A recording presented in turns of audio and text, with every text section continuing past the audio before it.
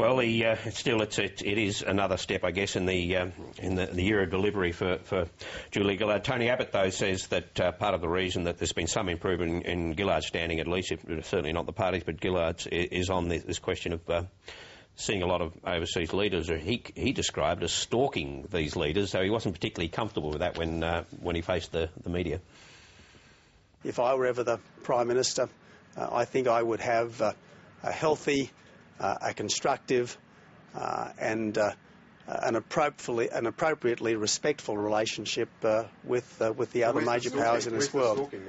Look, as I said, I think this is a Prime Minister who has almost out-Kevined Kevin Rudd over the last 4 weeks, and the important thing... Should she have not attended?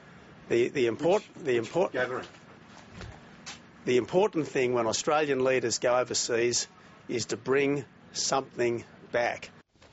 On stronger ground, no doubt, though, on this issue politically for him on asylum seekers, and now these changes have been announced, which effectively means that those who arrive by boat will be treated now in the future as those, same way as those who arrive by air, and this is Tony Abbott's interpretation of what that means. What we are now seeing from this government is not offshore processing, it's not even onshore processing, it's a policy of immediate onshore release. That's what we've got.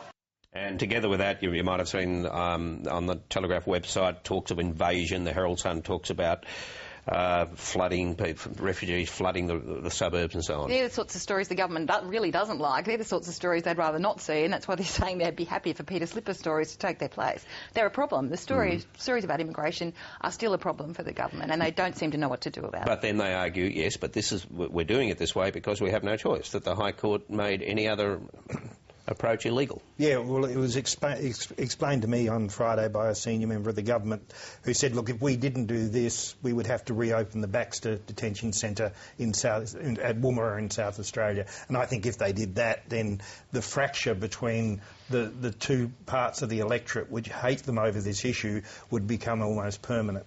So is it the beginning of a wind down, though? It's not the beginning of the end for detention centres, but it's the beginning of a winding down, is it? Well, it is. I think the government is still doing a lot of work on trying to find another way through the puzzle.